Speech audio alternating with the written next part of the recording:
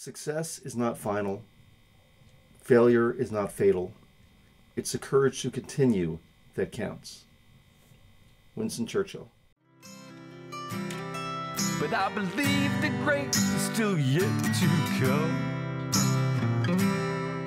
I won't stop fighting, man, until I'm done. Welcome, folks, to the 10th edition of the Breakfast Ball.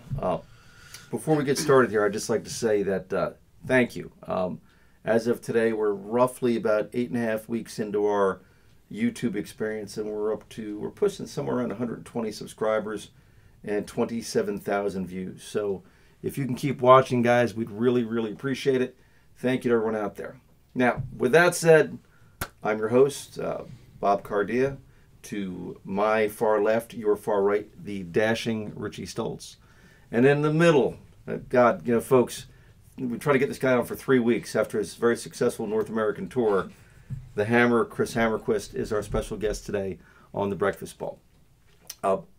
Today's title is Progress, Not Perfection, which, I got actually the idea from Richie, because Richie, I heard him telling one of his students, Richie said, progression is and not perfection.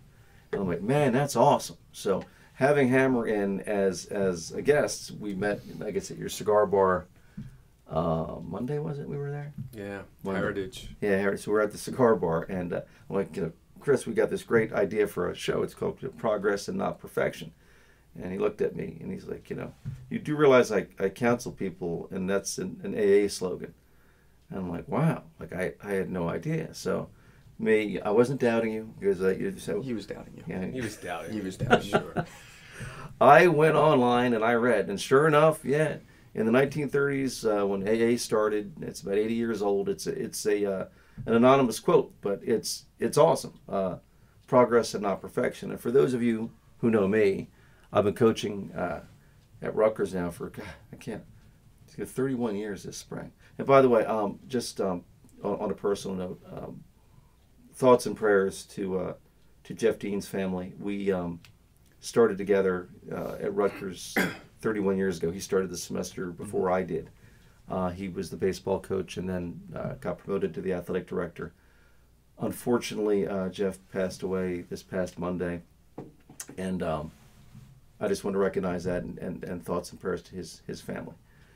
Anyway, in the midst of coaching, perfection, like Tiger talks about trying to be perfect all the time, and perfection, I guess Salvador Dali said something to the effect that don't worry about not achieving perfection because it's not achievable.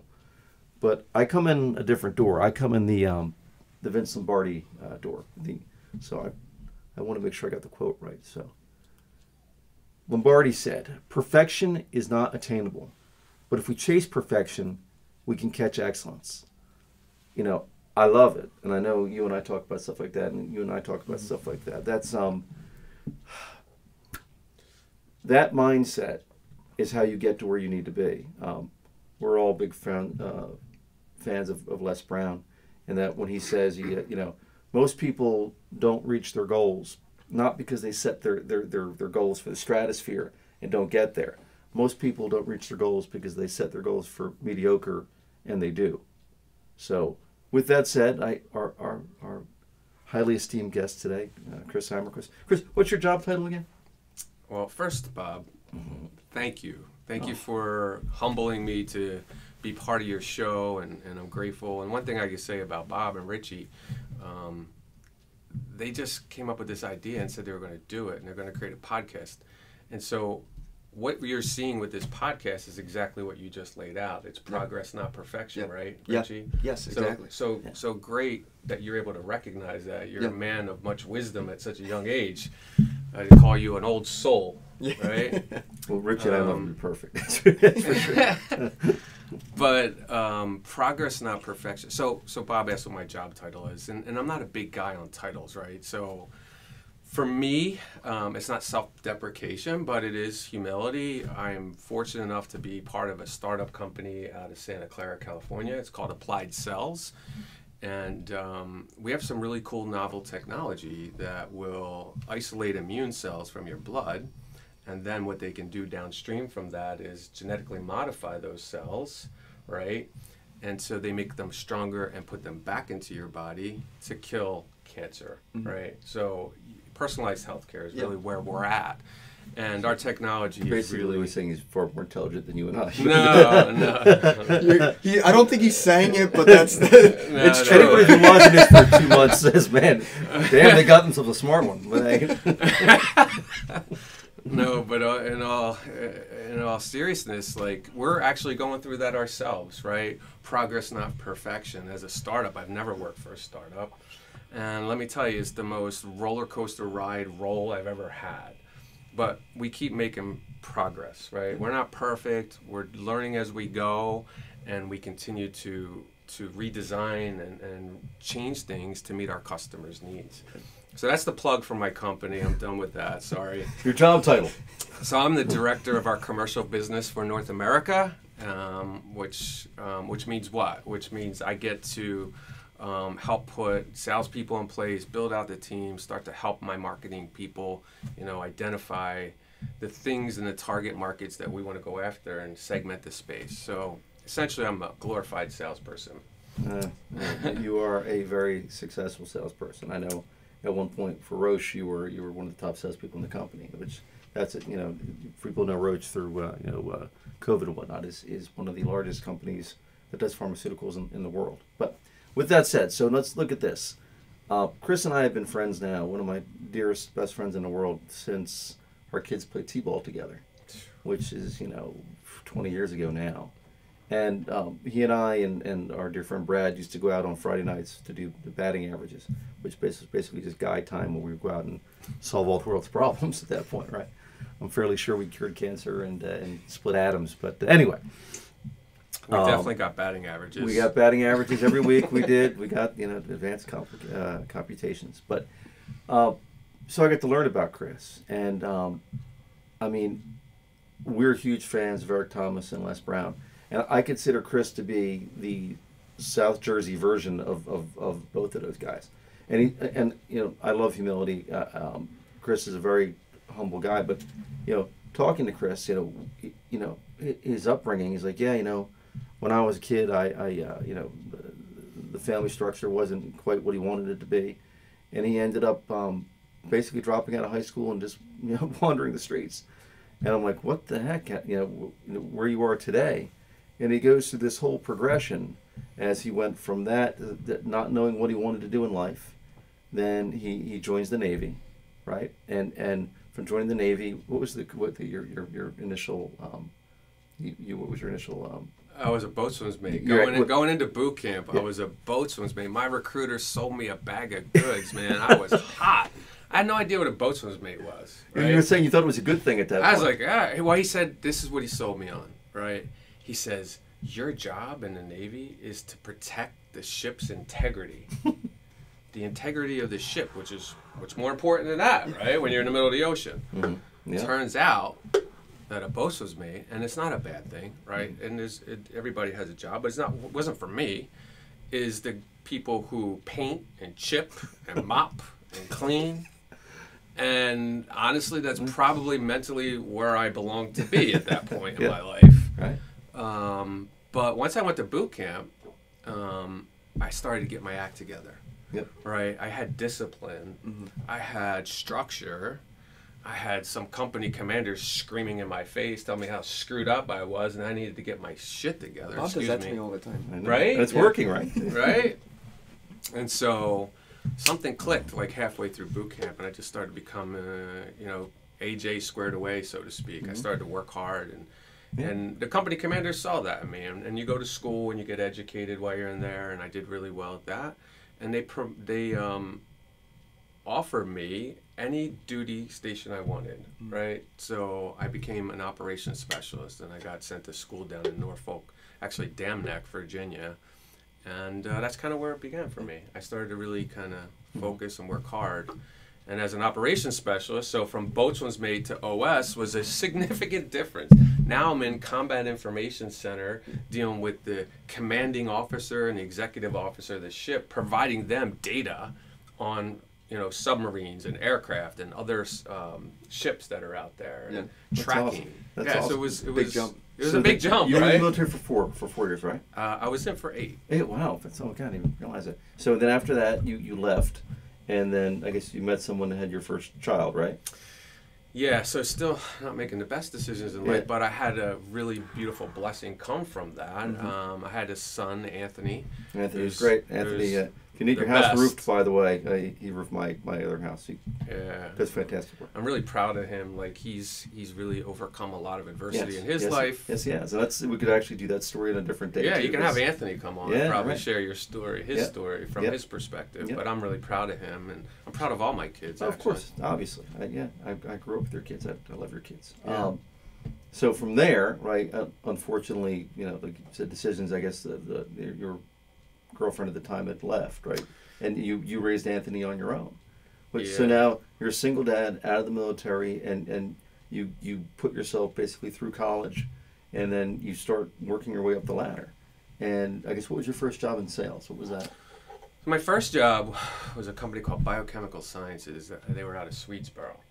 And I didn't go directly into sales. I worked at a hospital lab as a histologist for a while. And then I kind of got recruited into becoming a technical support person at Biochemical Sciences, training people in histology. We were a histology cytology company, which essentially means we take your body parts and we help the pathologist figure out what's wrong with you, right? Cancer. Richie and I are both sitting here wondering what histology is. Yeah. So, That But wasn't it the only sounds one. right. you I'm ever see nodding the like slides yeah. that people look at under the microscope? Right. It's really thin layers of whatever tissue that we decide that needs to be looked at. Okay. So any surgery that's done in a hospital, they have to go to the pathologist and figure out what was going on. So it was a cool job. I enjoyed it, but I felt like I needed more. Right, doing the 9 to 5 for me, that's not my personality. Having to clock in, clock out. I feel like if you work hard and you're willing to do whatever it takes to be successful, you don't need to be managed. You're just going to be self-managed because you're self-driven. That's the quote we talk about all the time, right? Everybody is self-made, but only the successful people want to admit it. And you and I have that conversation all the time, because that's where Chris and I we hit a chord like almost instantly. Is like and we ran actually for office together at one point. I'll say it because we're talking. I get shit done. Like that's what I do. Like that's that's the most things, or the most important thing to me. And what was the expression used with the plane? You're building a plane while you're flying it. Yeah, that's right? what Richie and I are hoping we don't crash into the mountain. But yes, that's what we do. We don't wait around to say but all the meetings that we go to, and we go all over the place. I mean, we would have been like at least a half dozen different places in the past year doing what we do. And you'll know right away when you go to a meeting and someone's like, and I use the same analogy all the time. Like you're pitching an idea and they're like, well, what happens if a meteor hits? Like, I mean, if that's your attitude, you're going nowhere, man. Like, I okay, thank you. We're gonna, yeah, we haven't gotten this far. I mean, the golf school that I own, that my family founded, South Jersey Golf Schools, we're the oldest golf school. We've been in continuous operation for like 45, 50 years. Like, we just started with one golf camp in 1980, and now we are where we are. We've done programs and what we do, and that's because it's constant progress. We constantly throw things at the wall and see what sticks. And right now, this podcast is growing well. So back to our featured guest here. So he started building up the ladder. So from histology, he went to. So then I went to this biochemical sciences company, and they had novel equipment too that would kind of revolutionize the pathology labs and simplify things. So I ended up taking a position. I saw the salespeople come in for training that I had to train, right? And I saw them, and they were cool people, but they were no different than me. And they were making a lot of money, a lot more than I was making.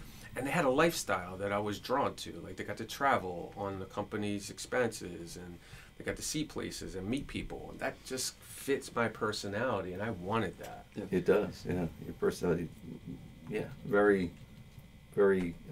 It's just personable. Yes, personable is the word I was Personable. looking for. Yes, people skills. And I love people. I love all people, all races, colors. I could care less because everybody's got some spice, and I like spice.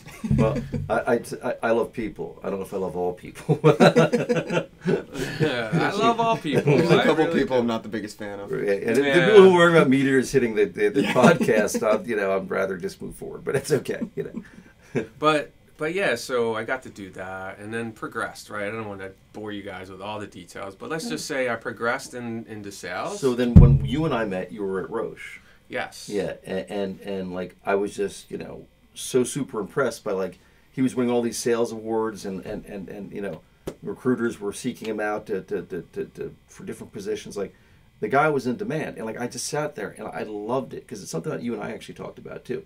Is so when Richie decided he wanted to be a tour golfer, and I've done what I've done. Like we've all had the same epiphany, and you sit there and you listen to these people and you talk to people, and like, why is this person any better than me? Like, I've been doing this teaching thing now for I don't know over 30 years, and people are like, hey, you're really good at this, and like we could do our $64 half-hour lesson all day and make a decent living out of doing it, and that's fine. There's nothing wrong with people that want to do that, but like I want my life to make a difference. You want your life to make a difference. You want life to make a difference. Like what you got one shot at this, folks. What I loved about Chris. I mean, Chris is Les Brown. He's Eric Thomas. I mean, you dropped out of high school, had nothing going for you, wandering the streets, getting in trouble. And look at you now. I mean, You're on a podcast. I'm on my first. This is my first podcast ever. Like I'm actually. And we feel bad about that. But that's okay. No, I'm actually excited because let me just go back, right? Yeah, so, yes, I can look back though, and I'm a spiritual guy, right? And I can see God's hand at work in my life throughout all of this. I'd like to say and take credit for all of it. I did the work, right? And they say God will move the mountain, but you better bring the shovel, right? And so I brung the shovel. And so, and I do need to kind of back up, Bob, just a little bit to the beginning. So I appreciate your respect for me and my anonymity, but counseling people in AA is not what I do. What I do, I am in AA. I'm 16 years sober, and I'm proud of that.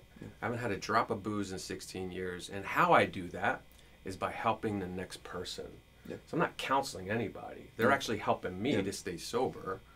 And we work together, and I help them, and that's how the program works. That's your personality, because I know, in speaking to some of the people that you've talked to, that how helpful they think you are. So like, that's one of the keys I think, and you don't necessarily see it the way I do, but yes, they're helping you, but like your example and what you bring to the table, is counseling. It's very helpful to the people around you, which I admire. And quite honestly, so we talk about where I'm at in my career, right? But I've gone through struggles. We know, and you, Bob, you and I know this. We talk about it, of imposter syndrome, right? I come from, really modest means, let's say it that way, and I've pushed and pushed and pushed and pushed and pushed, and then I got to a place where I'm having success, and I'm a leader now, and I manage people, and I'm like, holy crap, how did I get here? I woke up and I'm like, wow, am I a fraud?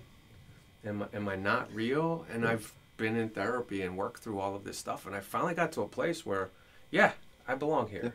Yeah. I've got so much track record to look back on that says, you're not a fraud.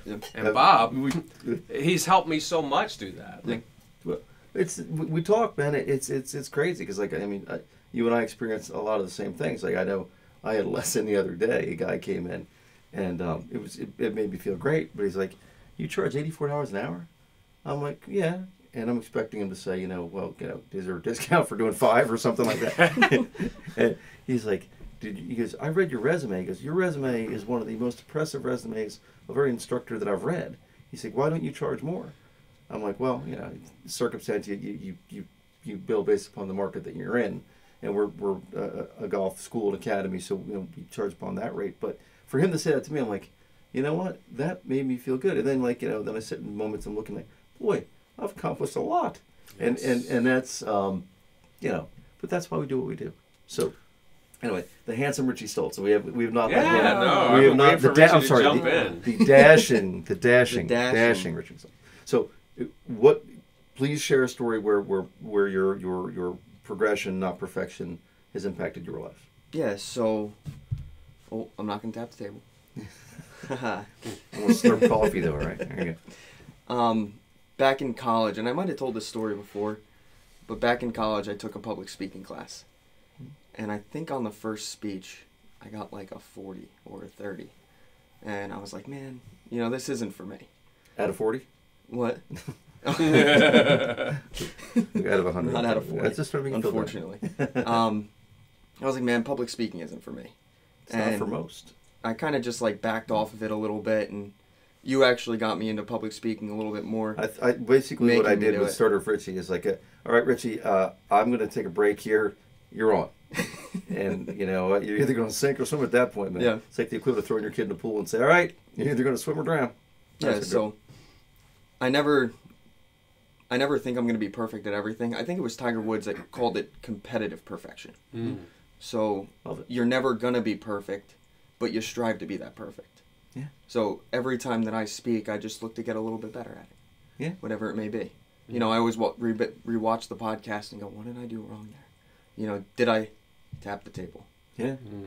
Did I say too many times? It's great because Yeah. the quote we started with, the Vince Lombardi thing, that's I think where that's the commonality between all of us is like, yeah, perfection is not achievable, but I'm still seeking perfection. Like I'm still pushing ourselves. Like with the conversation we had before this, I'm sitting up at nights. The first 3 or 4 episodes we did, and we're doing the motivational shorts on YouTube and TikTok and Spotify, all the stuff that we're doing. The first 16, 24 of those were easy for me because it's stuff I say all the time. Like everybody hangs around me all the time. Like I'm a broken record with some of these stories. But once you start getting to your 152nd, I think is the number of short. Like now you gotta, as Chris said, you gotta prep.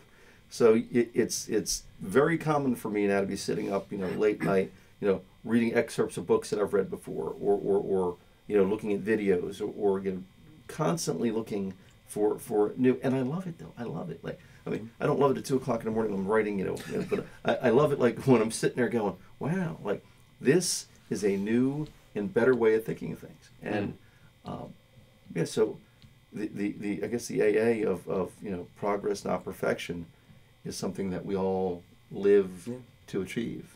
I tell you that just that brief word, those couple words, right? Progress, not perfection. 3 words. Is so powerful. It's been so powerful in my life because it's allowed me to realize that I am infallible. But more importantly, it helped me realize that we all are. I used to think I was unique, right? I'm the only one that's screwing up. I'm the only one that thinks this way. I'm the only one that behaves this way. And learning to listen to others and understand where they are in their life. We're all at different places in our walk in this life, right? It's a journey, and your journey is your journey, right? Your journey is your journey. Yeah. And as long as you're moving forward, I like this saying, and I don't know if I stole it from you or I stole it from somebody, but if we're all gonna fail in life, right? Yeah. Failure is actually a good thing. Yeah. But you have to fail forward. Yep. Yeah, right? I like to think of never failing, but learning. Right. If you do fail, it's not a failure. Right. It's a learning experience. It's always learning, as long as you're willing to look at it. Yeah. And not internalize it and be too emotional about it. You're going to learn. So this is actually the perfect, because I know we're coming up against the end of the program. The Winston Churchill quote that we did on one of the shorts. So if you don't mind, I'll read that one because I think this summarizes everything we've talked about for the past half hour or so. Success is not final. Failure is not fatal. It's the courage to continue that counts. Winston Churchill. Love it. Thanks for being with us today, guys. In the 10th episode of The Breakfast Ball. Keep subscribing if you like what we're doing. Thanks for having me on. Oh, my God. Richie. Yeah. Thanks for coming. It's my first podcast. It actually wasn't so bad. 3 weeks trying to get this guy on. I'll tell you what. The heart attack. I thought I had a heart attack, but it wasn't, thank God. I prefer to think That's the only thing that would keep me from his podcast. I've been telling everybody it's been his hugely successful North American tour. But anyway, guys, have a great one. See you next week.